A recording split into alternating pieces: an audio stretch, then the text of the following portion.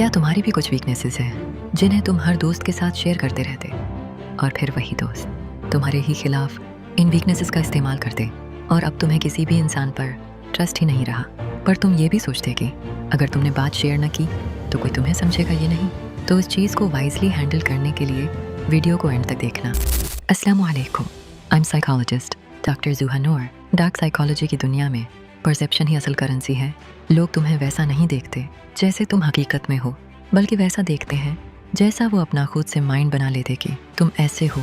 और वीकनेस अगर गलत इन्वायरमेंट में ज़ाहिर हो जाए तो वो हथियार बन जाती है, खुलकर नहीं बल्कि क्वाइटली, मैनिपुलेशन के ज़रिए, साइलेंट जजमेंट के ज़रिए और पावर शिफ्ट के ज़रिए।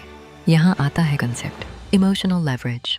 जैसे ही कोई तुम्हारी कमज़ोरियाँ, तुम्हारे फियर्स और तुम्हारे इमोशनल ट्रिगर्स समझ लेता है, वो तुम्हारे अंदर तक एक्सेस ले लेता है।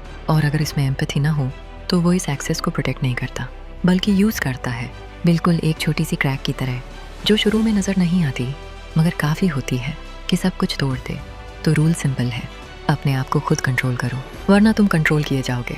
इसका मतलब ये नहीं कि तुम कोल्ड या बेहिस बन जाओ, बल्कि उसका मतलब है अपनी कमज़ोरी का इजहार समझदारी से करना, क्योंकि फ़र्क होता है सोच समझ कर बोलने में और हर चीज़ बगैर सोचे ज़ाहिर कर देने में। एक कनेक्शन बनाता है, दूसरा नुकसान देता है। स्ट्रॉन्ग लोग वो नहीं होते जिनमें कमज़ोरी ना हो, बल्कि वो होते हैं जो डिसाइड करते हैं कब, कहाँ और किसके सामने अपनी कमज़ोरी दिखानी है। क्योंकि हर एनवायरनमेंट सेफ़ नहीं होता और हर शख्स इस काबिल नहीं होता कि तुम्हारी इनर वर्ल्ड तक आए। लेकिन यहाँ एक हिडन ख़तरा भी है, अगर तुम सब कुछ दबा दो तो तुम पावरफुल नहीं बनते, तुम खुद से ही दूर हो जाते हो।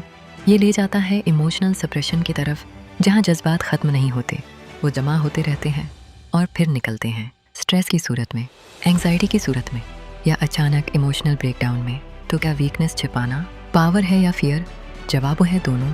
गलत लोगों से छिपाना पावर है, सबसे छिपाना हती के खुद से भी फियर है। रियल स्ट्रेंथ ये नहीं कि तुम परफेक्ट बन जाओ, बल्कि ये है कि तुम सीख लो कंट्रोल्ड ऑनेस्टी, कब खामोश रहना है और कब खुद को जाहिर करना है।